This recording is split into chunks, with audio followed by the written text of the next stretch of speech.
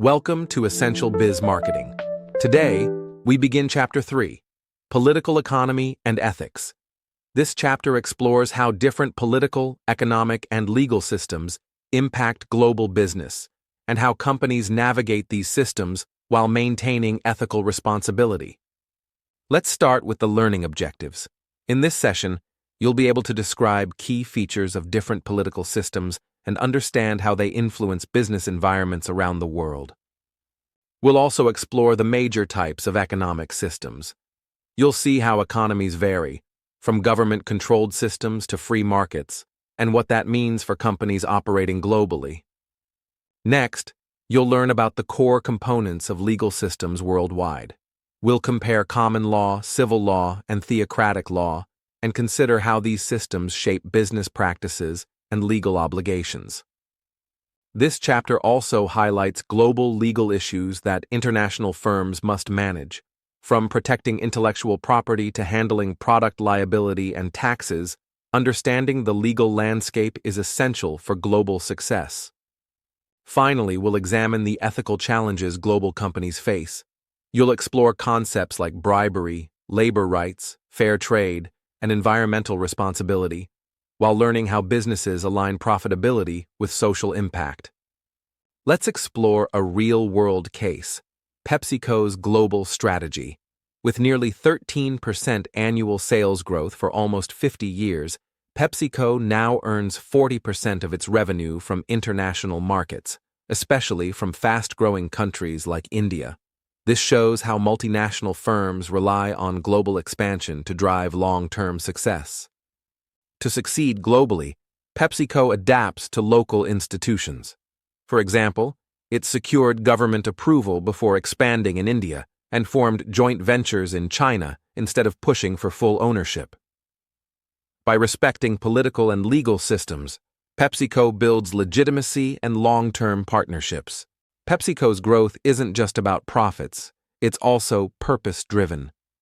Under CEO Indra Nooyi, the company launched Performance with Purpose, focusing on healthier products, employee well-being, and global impact. Today, 45% of PepsiCo's revenue comes from these healthier, guilt-free options. PepsiCo also leads in sustainability. Its green projects save $55 million annually by conserving water and energy. Nooyi believes companies are like little republics, powerful entities that must act responsibly to address global challenges. Now, let's transition into a new topic: political systems and how they shape business environments. The first system we'll explore is totalitarianism, a regime where governments hold complete control, leaving no room for opposition or dissent. This centralized authority defines the political and legal realities for firms operating under such regimes. Totalitarian systems are characterized by strict government control, restricted political participation, and the suppression of civil liberties. For businesses, totalitarianism presents a double-edged sword. While reduced political resistance might simplify operations, companies often face unpredictable legal enforcement and widespread corruption. This instability can pose significant long-term risks. Now let's contrast that with democratic systems, where leaders are elected through public participation. The most common form is representative democracy, where citizens choose officials to govern on their behalf. Democratic systems protect civil liberties, property rights, and freedom of expression. They rely on periodic elections and a non-political bureaucracy, creating a more transparent and predictable business environment. But democracy isn't a guarantee for economic prosperity. India, despite being the world's largest democracy, struggled with economic stagnation for decades before reforms enabled stronger growth. Now that we've explored political systems, let's shift to economic systems. Countries organize their economies along a spectrum, from full government control to complete market freedom. In between, you'll find mixed models that combine elements of both. At one end is the centrally planned economy. Here, the government owns all resources and controls production, pricing, and distribution. This model reflects collectivist ideals and was used by the former Soviet Union and North Korea. But centrally planned economies often struggle. Without incentives, innovation lags, quality drops, and consumer needs go unmet, leading many of these systems to collapse or reform. Mixed economies combine government control with private ownership. Governments typically manage essential sectors like energy or transportation, while private businesses operate in other areas. However, mixed economies face challenges. Bureaucratic inefficiencies and high public spending can hinder growth and innovation. That's why many countries are moving toward privatization. By transferring industries to private ownership, they aim to improve efficiency and competitiveness. On the opposite end of the spectrum are market economies. These systems emphasize private ownership and use supply and demand to guide decisions, with minimal government involvement. Even in market economies, governments play key roles. They enforce antitrust laws, protect property rights, and maintain economic stability. Examples like the United States and Canada showcase market economies in action. They prioritize free enterprise, encourage innovation, and promote individual economic freedom. Let's now examine legal systems, the rules that govern how businesses operate. First, we have common law, practiced in countries like the US and the UK. It's based on precedent and judicial interpretation, so contracts are typically long and detailed to cover multiple contingencies. Civil law, found in countries like France and Japan, relies on codified statutes. This makes outcomes more predictable and contracts shorter, since obligations are clearly outlined in written codes. A third type is theocratic law, which is based on religious teachings. This system governs not only personal conduct, but also business practices, linking law with moral and spiritual principles. A key example is Islamic law, or Sharia. It prohibits charging interest and requires profit-sharing arrangements in financial transactions. These rules reflect deep religious values embedded in legal structures. Theocratic systems influence both corporate behavior and social norms. Businesses must align with religious expectations, which affects contracts, marketing, and even product offerings in countries with such laws. Let's now explore legal challenges that global businesses face. One major area is intellectual property protection. Patents give inventors exclusive rights to their innovations, while trademarks protect brand names and logos. In addition to patents and trademarks, copyrights protect creative works like music, books, and software. Together, these tools safeguard business assets, but enforcement is far from uniform. IP protection varies widely across countries.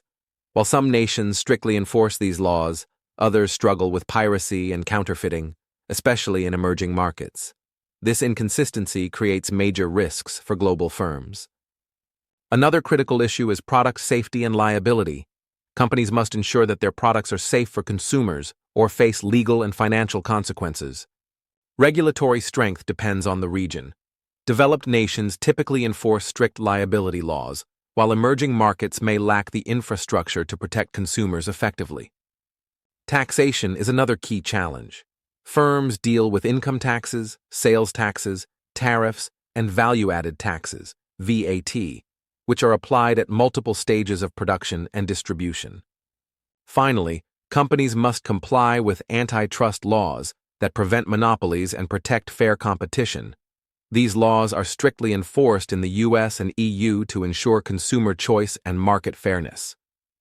Now let's explore ethics and corporate social responsibility, or CSR. In today's globalized world, companies must look beyond profits and consider their moral obligations to society, the environment, and future generations. Ethical business behavior means doing what's right, even when laws are unclear. Firms face growing expectations to balance financial goals with social and environmental impact, but this balance is often difficult to achieve. Let's look at key ethical perspectives. The Friedman view argues that a company's only responsibility is to maximize shareholder profits, as long as it follows the law. Cultural relativism suggests that ethical standards should reflect local norms. According to this view, what's considered acceptable may vary across countries, and companies should adapt accordingly. The righteous moralist view takes the opposite approach.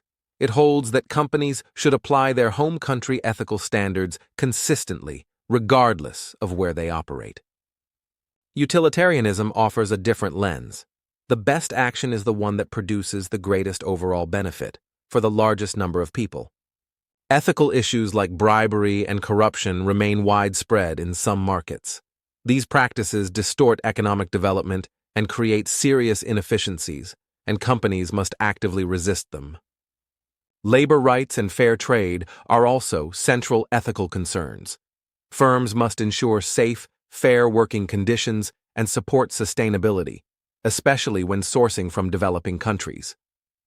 Environmental responsibility is now a top priority. Many businesses are working to reduce emissions, cut waste, and adopt green technologies, not just for image, but to stay competitive and resilient. Understanding political, economic, and legal systems is essential for success in global business. Companies must manage regulations, uphold ethical standards, and respect cultural differences, while staying profitable.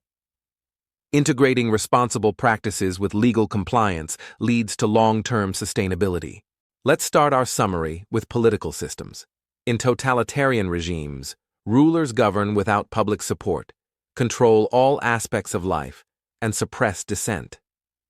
Theocratic totalitarianism uses religious law to enforce order, while secular totalitarianism relies on military or bureaucratic control.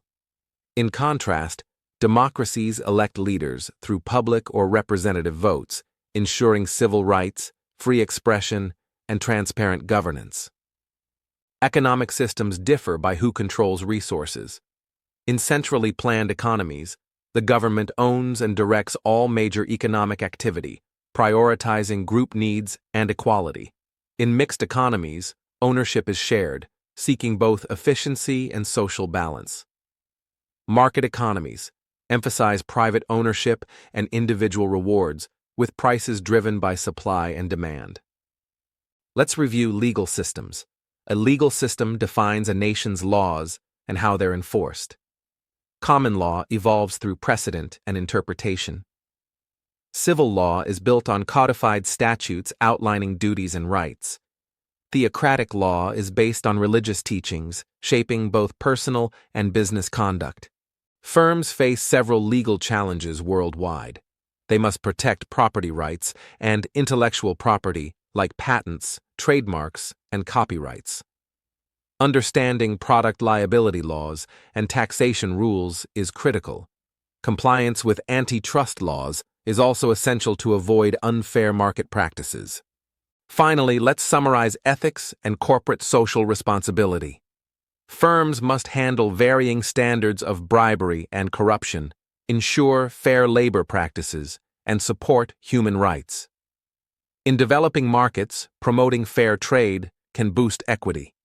Green initiatives can cut costs while helping the planet. This concludes today's session. We look forward to exploring more topics together.